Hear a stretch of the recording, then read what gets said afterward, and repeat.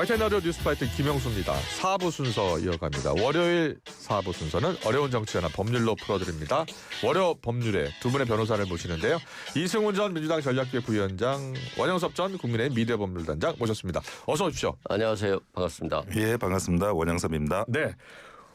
오늘 김건희 특검이 김건희 여사, 또 집사 김혜성 씨, 또 건진법사 전성배 씨를 이렇게 세 명을 동시에 이제 소환 조사합니다. 어떤 조사가 이루어질 것 같습니까? 일단 특검이 준비는 잘 된 것 같아요. 네. 그렇기 때문에 이제 같이 부른 건데 아무래도 이제 집사 게이트 관련해서 김건희 씨가 개입한 게 있는지, 네. 집사 김혜성 씨를 조사하다가 김건희 씨하고 같이 이제 연대해서 대질 신문을 할 수도 있고요. 예. 또 전성배 씨 같은 경우는 먹거리를 전달했는데 네. 전달하면서 여러 가지 청탁들을 했는데 그걸 김건희 씨한테 부탁하고 그 청탁을 들어줬는지, 그리고 그 먹거리가 전달이 분실했다고 했잖아요. 예. 실제 이제 전달이 됐는지 여부까지도 좀 확인할 것 같은데, 네. 문제는 대질 신문은 좀 안 이루어질 가능성도 좀 그래요? 높겠다. 예. 김건희 씨가 이제 진술을 거부하고 있고 전성배 씨도 사실상 분실했다라고 하면서 김건희 씨와의 관련사를 완전히 끊고 있기 때문에 대질이 좀 쉽지는 않을 것 같습니다. 그래요. 예.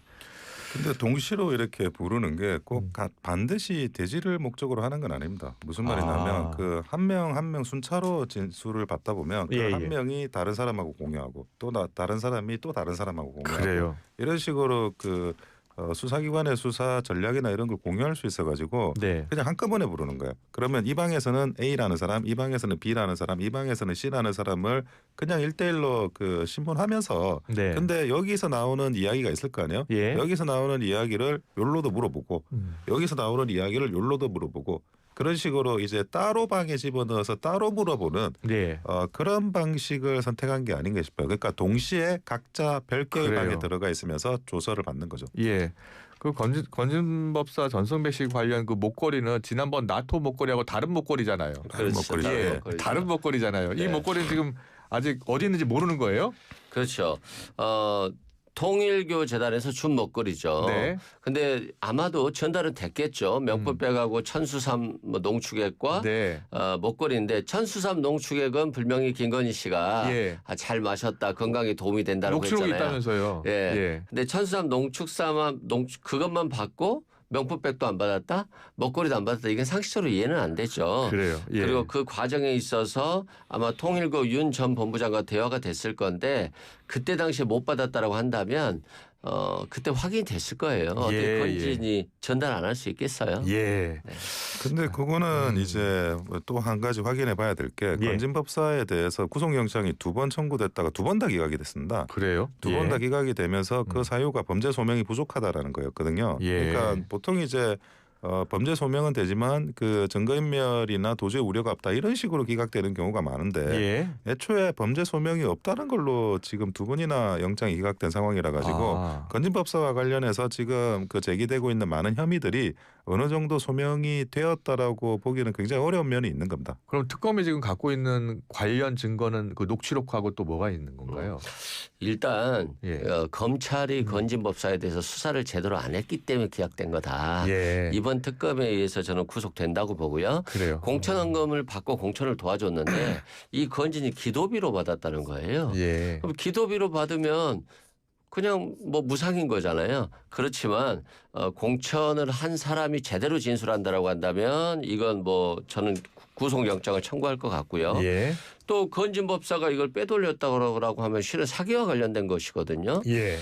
그렇기 때문에 좀 이해가 안 되고, 그다음에 명품백을 바꾼 부분과 관련해서도 명품백 그 판매자들 있잖아요. 예. 이분들에 대한 조사까지 다 이루어졌어요. 그래서 명품백이 교환하러 온 것까지도 그 김건희 씨 행정관이 왔고 목걸이 그렇군요. 예. 그래서 그런 것까지도 확인됐고, 또 목걸이 살 때도 예. 김건희 씨를 위해서 샀다는 것들이 다 확인되고 있기 때문에 저는 뭐 당연히 구속영장이 청구될 것 같고, 특히 메콩강 개발 사업과 관련해서는 네. 통일교 요청에 따라서 그 지원금이 수백억이 올라갔어요. 그런 것들도 그 정황이라고 볼 수 있을 것 같습니다. 그래요. 예. 김혜성 씨 관련해서는요. 집사 게이트라고 이제 언론에서 표현을 하고 있는데 그 김일성 씨 회사로 흘러들어간 46억 가운데 33억 8천만 원에 대한 횡령 혐의를 받고 있다는 거예요. 구체적으로 어떻게 되는 거예요? 그러니까 33억 8천만 원을 받았는데 예. 이걸 가지고 자신의 부인의 급여를 주고 또 아이들의 학비에 사용되고 또 뭐 집 보증금 등으로 사용된 겁니다. 그러면 극히 회사의 돈을 개인적으로 쓴 거잖아요. 예, 예. 그리고 또한 이 지금 이것들이 어떤 거와 관련돼 있냐면 카카오 모빌리티라든가 H 효성 등이 굉장히 수십억을 투자했는데 IMS 모빌리티에 투자한 거죠. 그렇죠. 예. IMS 모빌리티에 투자했는데 예. 이들이 다 현안이 있었어요. 특히 공정거래위원회에서 HS 효성 같은 경우는 수사를 하고 조사를 하고 있었는데 이게 경고 처분으로 끝납니다.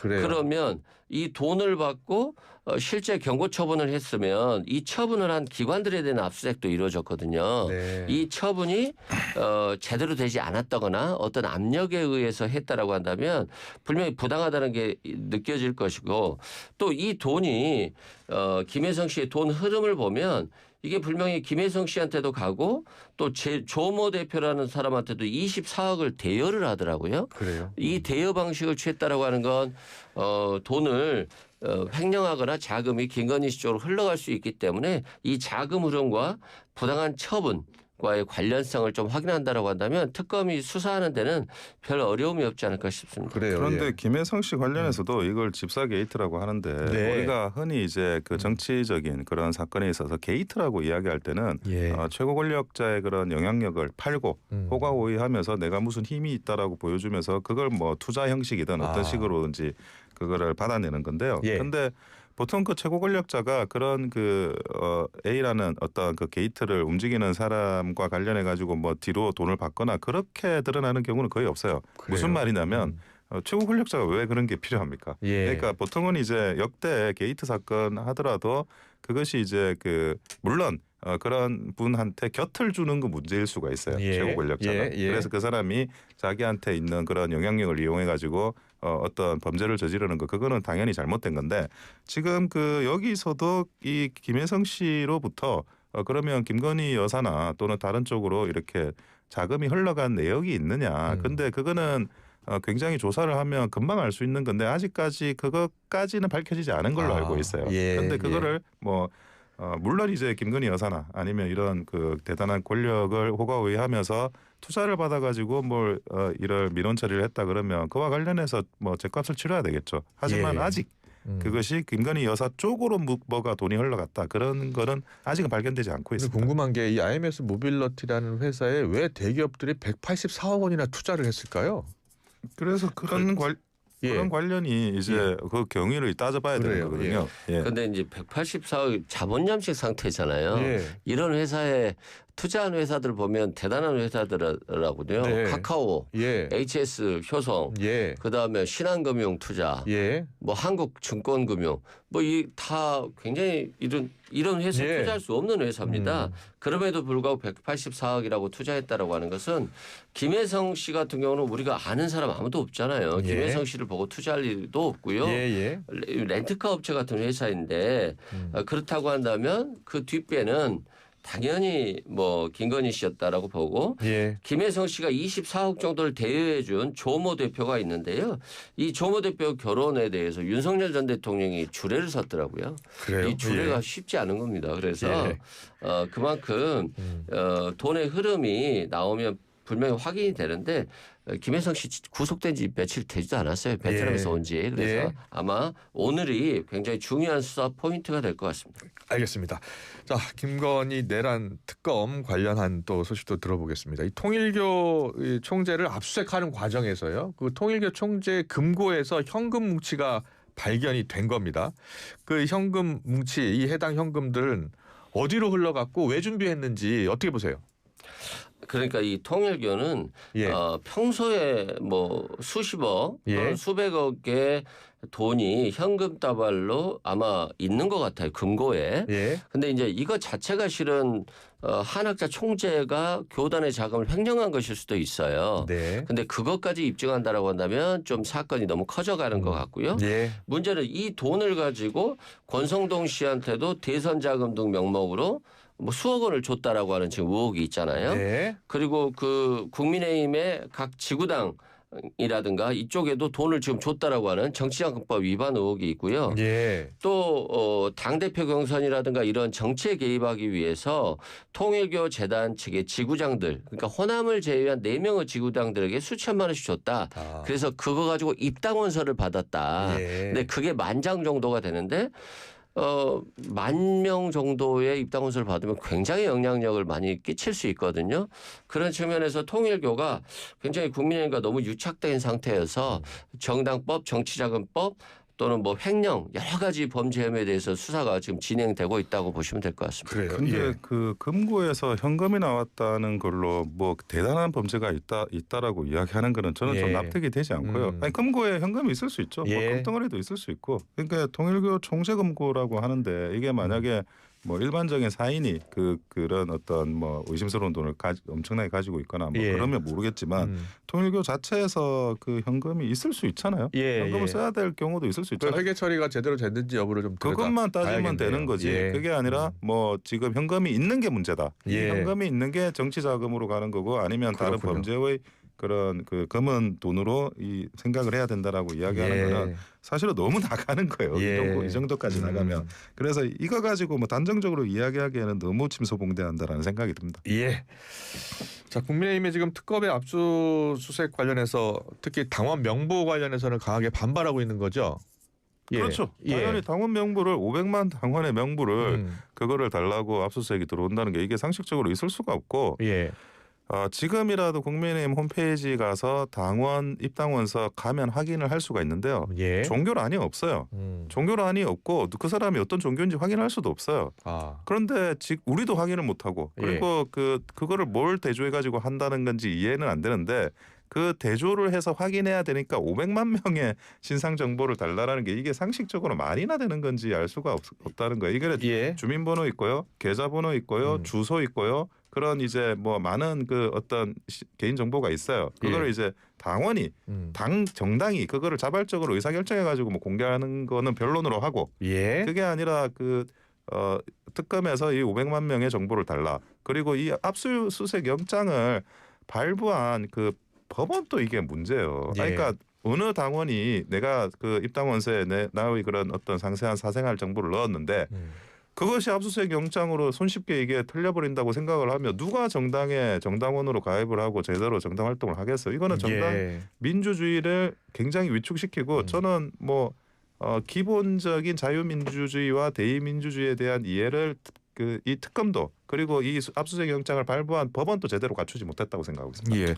특검이 당원 명부가 꼭 필요한 이유를 설명했을 거 아니에요. 그렇죠. 예. 일단은 헌법에는 정교 분리예요. 우리나라가 언제부터 교회나 종교가 정치에 관여했는지 좀 의문이고요. 왜 당원 명부를 달라고 하냐? 500만 명의 당원 명부를 달라고 하는 거 아닙니다. 이건 정치적으로 왜곡하는 것 같고요. 아, 그래요? 예. 그렇죠. 통일교 측에서 한 10,000명 정도의 당원을 가입했다라고 했잖아요. 네. 이것에 대한 그 압수수색이 됐어요. 이 명부에 대해 명단에 대해서 문제는 이 당비를 대납하는 건 정치자금법 위반이에요. 예. 그러면 통일교가 통일교 그 교인들한테 당비를 주면서 다 가입시키고 이걸 정치에 활용하고 그래서 자신의 통일교의 어떤 종교적인 것들을 국가적인 차원으로 좀 올려달라고 하는 어떤 부탁까지 했다는 거잖아요. 네. 그렇기 때문에 이런 정당법이라든가 정당 민주주의 위반을 확인하기 위해서 우리 특검에서 명단을 주고 이 사람과 지금 당원과의 일치 여부를 확인하고 그 당비 대납한 계좌라든가 당비 납부 방식에 대해서 확인하려고 하는 겁니다. 그래서 예. 이런 수사 기법들은 과거 정치인들의 당비 대납 사건에서 모두 다 수사가 됐거든요. 아, 그래요? 예, 그렇습니다. 당원명 그러니까 당에다가 압수수색 영장을 발부하는 것은 또 변론으로 치더라도 예. 당 그런 원서 같은 것들은 다 압수수색을 한 경우가 많이 있거든요. 예. 그렇기 때문에 그런 차원에서 봐야 되는 것이지 만약에 이걸 그냥 넘어가면 당비 대납은 그냥 자연스럽게 가능한 겁니다. 아니 그 입당원서 예. 10,000명을 가지고 대조를 해본다 그러는데 네. 과거 민주당이 입당원서 10,000명을 대조해본 사례가 역대 있는지 제가 납득이 되지 않고 예. 20명 샘플 조사를 하겠다고 해가지고 20명 정도 제공을 했다고 하더라고요. 그래요? 그런데 다 당원이 아니었어요. 예. 20명 정도도 샘플 조사했어도 다 당원이 아닌데 10,000명 찰 때까지 다 해보자라고 이야기하는 게 70만 명 중에 10,000명을 확인한다라는 게 그것만 하더라도 엄청나게 많은 숫자고요. 예. 그리고 지금 그 도대체 그 만약에 대납을 했다 그러면 통일교 명단을 가지고 그걸 진행하면 되고 그 사람에 대해서 뭐 그 계좌번호나 아니면 어떻게 돈이 빠져나갔는지 당비가 예. 그쪽을 확인하면 되지. 왜 지금 그 국민의힘의 그 무고한 예. 그 70만 명, 500만 명의 당원들의 인적 사항을 확인하고 대조하겠다라고 하면서 여기를 조사하는지 그게 납득이 안 된다는 겁니다. 적어도 네. 무엇을 수사한다 그러면 최소한의 그런 상당성이 있어야 되고 예. 뭐 최소한의 침해를 해야 되는 걸 전제해 가지고 이 강제 수사가 진행이 돼야 된다는 겁니다. 알겠습니다. 네, 근데 이제 명단을 통일교 교인들을 다 수사라고 하면 1,000원씩 납부한 사람들 10,000명을 수사해야 되거든요. 예. 그래서 국민의힘이 좀 협조를 구하는 거고 20명도 샘플을 줬는데 현재 당원이 아니다는 것이지 예. 과거 전당대회 당시 당원이었는지 여부를 확인을 안 해줬어요. 그래요? 그렇기 때문에 이제 좀 국민의힘 협조가 좀 필요한 것 같습니다. 알겠습니다. 다음에서 계속해서 내란 특검 이야기 해보겠습니다. 내란 특검이요. 국민의힘 의원들의 동선 CCTV를 추적하고 있답니다. 어떻게 지금 수사가 진행되고 있는 거예요? 그렇죠. 윤석열 전 대통령이 계엄을 선포했고 이게 굉장히 불법이었고 12월 3일이요. 그렇죠. 예. 이 계엄을 해제하려고 국회의원들이 본청에 모이고 있는데 지금 그 추경호 원내대표가 뭐 당 사러 와라, 국회 예결위원회실로 와라 이렇게 하면서 혼선을 줬어요. 네. 그래서 표결을 사실상 방해하면서 내란에 동조한 혐의가 있는데 이러한 것들에 대해서 지금 부인하고 있기 때문에 그러면 이 사람들은 이 국민의힘 국회의원들은 그 당시에 어떻게 동선이 움직였었는지 그래서 이분들이 조직적으로 표결을 방해하려고 하는 동선이었는지 이것까지도 지금 확인하고 있는 것이기 그래요. 때문에 한덕수 전 총리도 그랬잖아요. 자신은 계엄에 동조한 적이 없다라고 문건도 본 적이 없다 했는데 문건을 손에 들고 자기가 남은 문건까지 다 회수하는 것까지 확인됐잖아요. 예. 그렇기 때문에 말과 CCTV는 다를 수가 있어서 하나하나 꼼꼼히 챙겨보는 것 같습니다. 그래요. 지금 추경호 당시 원내대표 윤석열 대통령과 통화했다고 이야기했어요. 본인이. 그죠? 예, 예. 그래서 의총 장소를 당사에서 국회로 옮겼다라고 하고요. 그래서 11시 22분에 통화를 했는데 11시 33분에 의총 장소를 당사에서 국회로 바꿨다라고 본인이 공지했다는 주장이에요. 네, 아니 예. 그러면 이게 윤석열 전 대통령과 뭐 통화를 안 했으면 몰라도 예. 통화를 하고는 당사에서 지금 그 본회의장과 30m 거리인 예결위 그 회의장으로 갔다는 거 아닙니까? 예. 누구라도 예결위 회의장에서 뭐 본인이 그 표결에 참여하려는 의지가 있으면 30m 걸어가면 됩니다. 예. 근데 예. 그것을 마치 그 표결을 방해했다라고 이렇게 몰아가는 거는 저는 좀 맞지가 않아요. 당사에서 본회의장까지는 조금 거리가 있어요. 그거는 예. 뭐 그건 만약 그렇다 그러면 그렇지만 당사에서 본회의장까지 거리 있죠. 예, 예, 그렇죠. 예. 그 당사에서 본회의장까지 거리가 있는데 지금 그 예결위 회의장과 본회의장은 30m 거리고 예. 이 30m 거리를 못 와가지고 내가 과연 표결이 방해되었다라고 하는 국민의힘 의원이 있을까? 예. 저는 뭐 단 한 명도 없을 것 같습니다. 그래요. 근데 예. 저게 너무 한가한 소리고요. 한번 생각해 보시죠. 그때 당시에 갑자기 계엄군이 헬기 타고 와서 실탄이 있는지도 모르는 총을 들고 있고 연막탄을 터뜨리고 단전을 하려고 시도하고 있고 그리고 이재명 대표라든가 우원식 의장이라든가 한동훈 전 대표 같은 경우는 체포해 가려고 했잖아요. 그러면 체포해버리고 들어가는 사람 국회 진입을 막으면 계엄 해제 표결을 못하는 그런 급박한 상황인데 30m 옆에 있는 예결위원장이 있으니까 무슨 문제냐 금방 가면 되지라고 하지만 예. 그때 이미 그 문 부수어서라도 국회의원을 끌고 나가라고 했잖아요. 네. 그런 상황까지 갔다라고 치면 계엄 해제 못하는 거잖아요. 예. 끔찍한 상황이기 때문에 1분 1초 가까운 상황에서 예결위장을 부르는 게 뭐가 문제냐라고 하는 것 자체가 굉장히 잘못된 얘기다라고 말씀드립니다. 그래요. 일단 뭐 CCTV를 뭐 확인하면 되는 거예요. 네, 그렇습니다. 그렇죠. 지금 CCTV 뭐 대부분 확인되지 않았을까요? CCTV가 의원들이 어떻게 움직였는지. 동선이나 이런 거는 다 뭐 CCTV로 다 남아 있으니까요. 예, 사실관계를 다툴 문제가 아니고 평가의 문제만 남아 있다고 보여집니다. 그래요. 예. 이와 관련해서는 지금 현재 우원식 의장, 김상북 의원, 조경태 의원, 김혜지 의원에 대한 조사는 이제 참고인 조사 한 거죠. 참고인 조사 이제 참석을 했고 관련해서 지금 안철수 의원도 참고인 조사를 요청한 건데 안철수 의원이 거부하고 있는 것이고. 예. 나머지 의원들도 소환 지금 통보가 된 거예요? 아직 안 된 거예요? 보통은 이제 그 국회의원을 소환한다라는 게 굉장히 어쨌든 굉장히 그 국민의 대표자기 때문에 무거운 일이 될 수밖에 없고 뭐 사전 조사를 거의 다 끝내고 나서 뭐 국회의원을 피의자 소환한다 그러면 그 이후에나 피의자 소환이 가능할 것 같습니다. 지금은 이제 계엄 해제 결의에 참석했던 의원들부터 부르고 있는 거거든요. 그래서 그분들이 참고인으로 돼 있는 거고. 근데 그런 분들의 뭐 기본적인 그런 조사나 이런 것들은 다 끝나야 뒤이어 이제 국회의원들이 피의자 소환으로 불려갈 것 같습니다. 그렇군요. 예. 내란 특검이 그 마지막 평양 무인기 침투 작전 합참의장에게 보고가 되지 않은 것, 또 비행 계획서도 작성되지 않은 것에 주목을 하고 있는 거 봐요? 그렇죠. 이제까지 무인기를 다 침투했다는 합참에 사후적으로라도 보고됐다는 거예요. 내란을 범하기 2주 전에 마지막 무인기 침투 작전에 대해서는 보고가 안 됐기 때문에 이게 이제 불법적으로 전투를 개시할 목적으로 또는 국지전을 발행할 목적으로 무인기를 보낸 게 아니냐. 그리고 이걸 가지고 계엄의 정당한 목적으로 사용하려고 했던 거 아니냐. 이런 것 때문에 이제 수사가 진행되고 있고요. 지금 외환유치죄 같은 경우는 적국과 통모해야라든가 또 뭐 북한을 적국으로 볼 수 있는지 통모했는지 여부에 대해서는 입증이 어려운 부분이 있어서 불법 전투 개시가 아니냐라고 이제 이 부분까지도 수사하고 있다라고 소식이 전해지고 있습니다. 불법 전투 개시죄를 적용할 수 있는 겁니다. 무인기 침투 관련해서는 이 그 내란 특검이 본인이 굉장히 자기들이 무리한 수사를 하고 있다라는 걸 자인하는 특검이거든요. 그 외환 관련해서 처음 하겠다고 했어요. 뭐 말씀하셨지만 어떻게 북한하고 통모를 했는지 나는 처음부터 입증이 되는지도 이해가 안 됐는데 결국 입증 안 됐어요. 그러니까 다시 이야기하는 게 아니 그게 북한을 뭐 이렇게 한 이적죄로 볼 수 있는 거 아니냐 그런 논의도 있었는데 아니 북한이 우리나라 대한민국에 오물풍선 보내면 그게 무슨 우리나라를 이렇게 하는 이적죄입니까? 우리나라에 또 드론 보냈었는데 그러니까 그것도 뭐 법리적으로 맞지 않아. 그리고 나서 결국 구속영장을 청구한 거는 비밀 계획, 비밀 작전이라는 거를 그 조서에 기재 안 했다. 허위 공문서 작성죄로 했다가 법원에서 거기에 대해서 아니 무슨 비밀 작전을 이 공문서로 이렇게 공개적으로 안 했다 그래가지고 공식적으로 안 했다 그래가지고 그거는 좀 이야기가 안 되는 것 같다. 피의자가 방어권 행사를 해줄 기회를 줘야 된다. 한마디로 범죄 소명이 안 됐다는 의미거든요. 그래서 다시 또 기각이 됐어요. 그런데 지금 하니까 뭐 불법 전투 개시죄?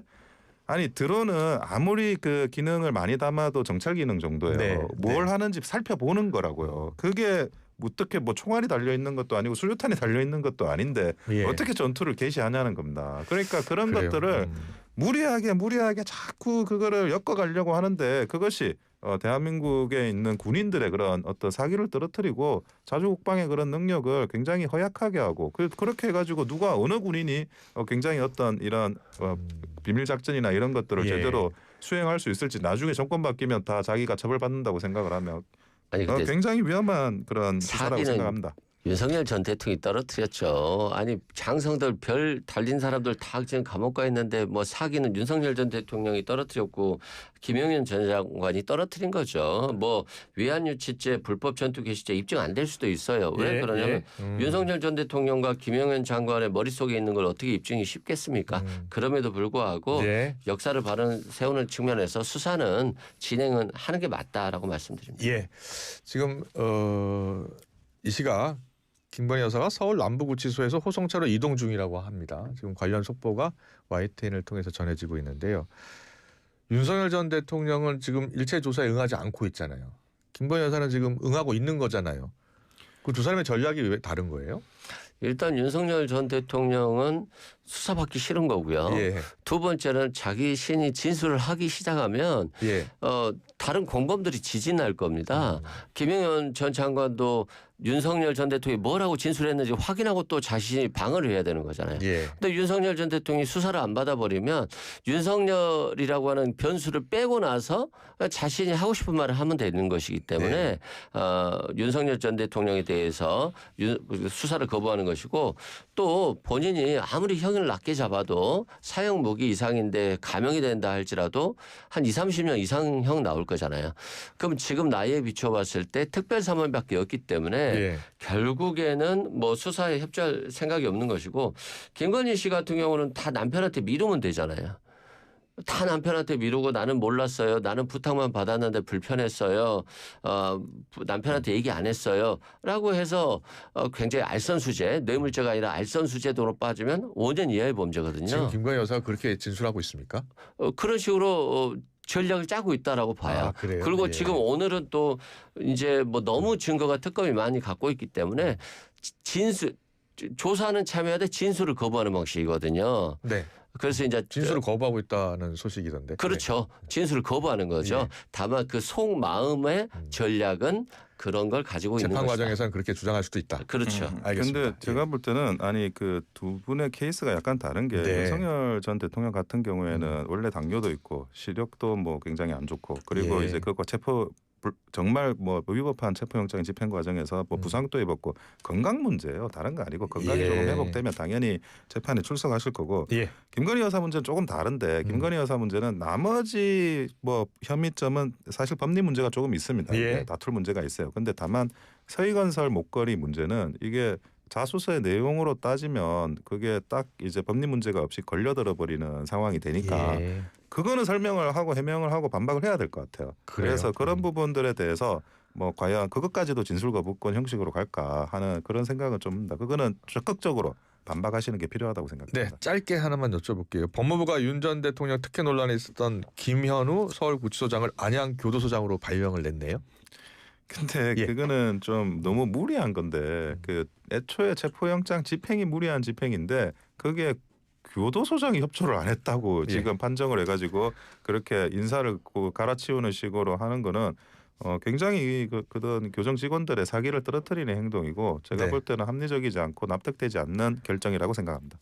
가장 중요한 건 예. 강희구 비서실장이 핸드폰을 가지고 가서 그걸 윤석열 전 대통령이 통화했다는 거예요. 이게 교도소장 교체의 가장 중요한 사유였다라고 말씀드립니다. 네, 알겠습니다. 월요 법률의 오늘 수사 여기서 마무리하겠습니다. 두 분 감사합니다. 수고하셨습니다.